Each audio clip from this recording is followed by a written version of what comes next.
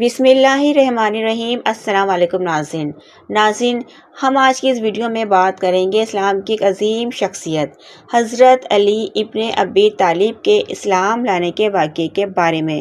ناظرین، حضرت علی کا اسلام لانے کا واقعہ ہمیں بتاتا ہے کہ سچائی کو پہچاننے کے لیے عمر کی قید نہیں ہوتی۔ حضرت علی نے کم عمری میں ہی حق کو پہچان کر اسلام قبول کیا اور تاریخ میں ایک عظیم مقام حاصل کیا۔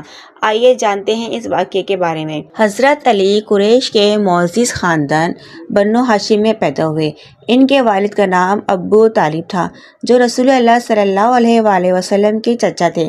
جب حضرت علی ابھی چھوٹے تھے تو مکے میں سخت قحط پڑ گیا۔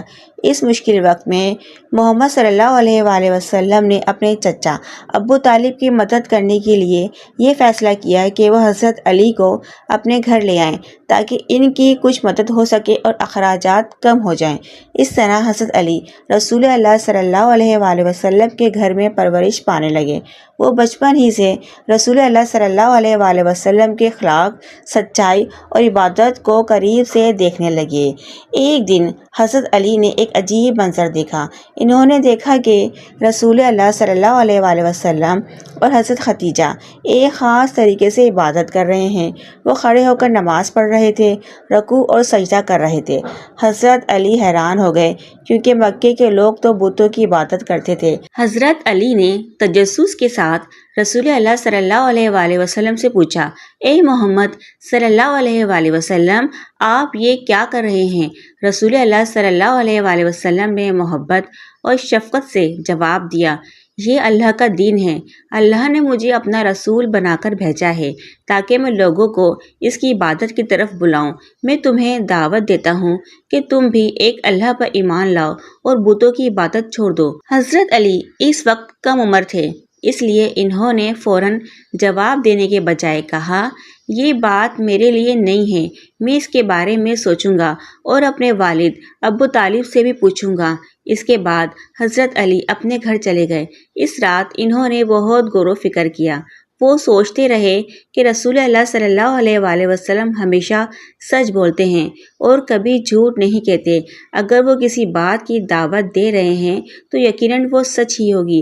حضرت علی نے یہ بھی سوچا کہ اللہ نے مجھے پیدا کیا ہے تو مجھے اس کی عبادت کرنے کے لیے کسی سے اجازت لینے کی ضرورت نہیں ہے۔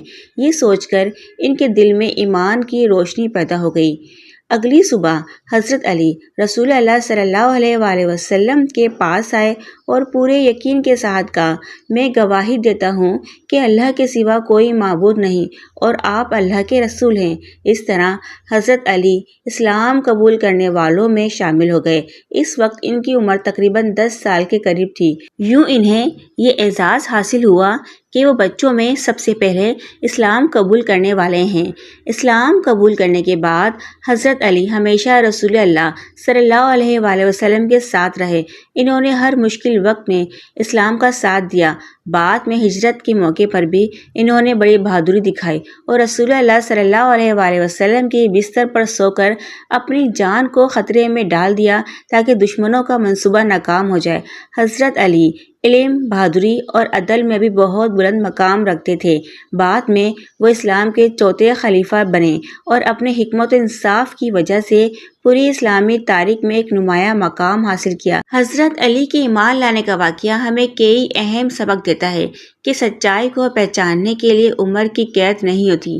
اگر دل میں اخلاص ہو تو انسان بچپن میں بھی حق کو قبول کر سکتا ہے۔ سچائی کو قبول کرنے کے لیے ہمت اور ایمان کی ضرورت ہوتی ہے۔ حضرت علی نے معاشرے کے رواج کے خلاف جا کر اسلام قبول کیا، جو ان کے مضبوط ایمان کی علامت ہے۔ اسی لیے حضرت علی کا ایمان لانا اسلامی تاریخ میں ہمیشہ ایک روشن مثال کے طور پہ یاد رکھا جاتا ہے۔ ان کی زندگی ہمیں یہ سکھاتی ہے کہ جو شخص سچائی کو پہچان کر اسے قبول کر لیتا ہے، اللہ تعالیٰ اسے دنیا اور آخرت دونوں میں عزت عطا فرماتا ہے۔ ناظرین، یہ تھا حضرت علی کا ایمان لانے کا واقعہ۔ اگر ویڈیو پسند آئی تو لائک کر دیجئے، چینل کو سبسکرائب کر دیجئے اور بیل آئیکن پہ کلک کر دیجئے۔ شکریہ۔